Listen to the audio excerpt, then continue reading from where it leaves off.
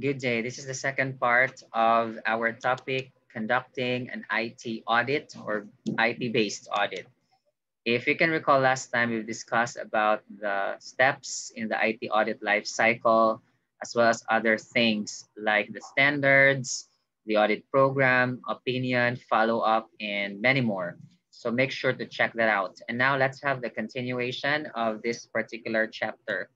So this will be talking now about the main types of audits. Actually, there are four of them, which will be discussed in detail as we go along the way. And these are attestation, findings, and recommendations, SAS 70. SAS stands for Statements and Auditing Standards, and number 94. So let's have attestation. Attestation is under the statements on assurance engagements. So this is under number 10. This is again from US, but if we are using the International Standards on Auditing or ISAs, this will also be discussed on our respective standards. So what will be the inclusions? This includes data analytic reviews, meaning to say we are going to express as auditors, I'm talking about auditors, the we here, in our respective capacities as auditors, that whatever data, especially the financial data that we are going to analyze, we'll be giving our opinions there. So that's data analytic or data analysis. And then next to that is, then another one is on commission agreement reviews.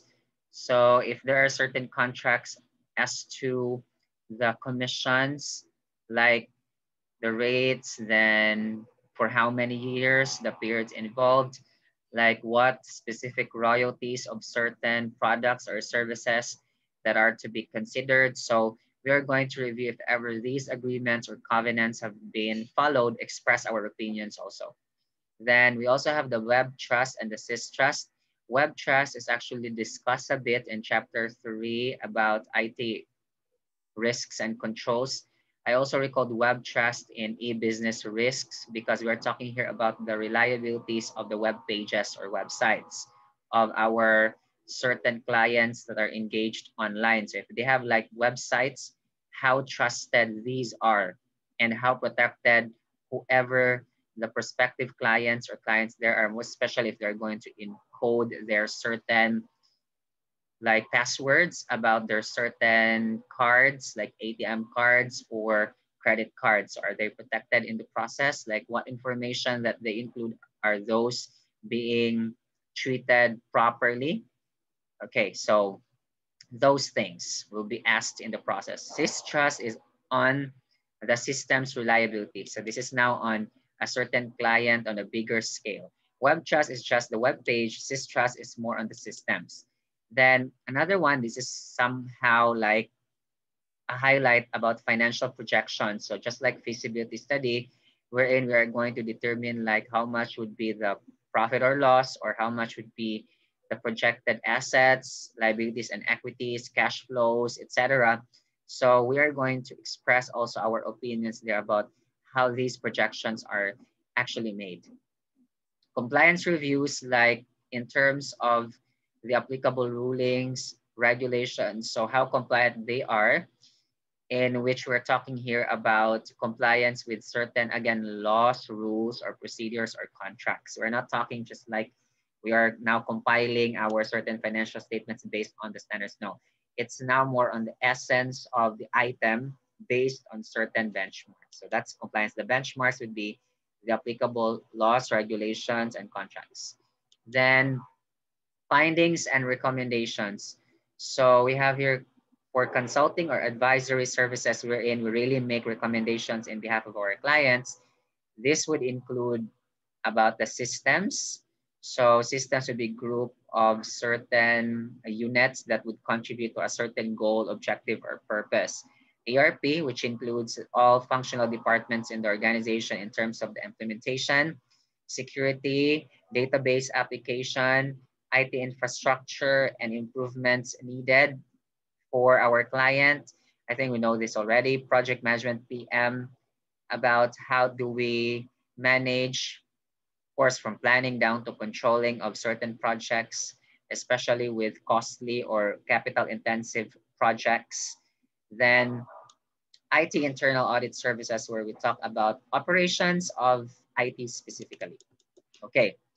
Another one is SAS 70 audit statements on auditing standard 70 audit, wherein this would be applicable to any service organization that wishes to assure its clients of the existence and effectiveness of internal controls relative to the service provided. So this is like a service provider client or organization, and then we would like to evaluate, or we are evaluating their internal controls, whether they're effective or efficient, and or because this would give assurance to their clients that such service organization is really doing well in terms of the services.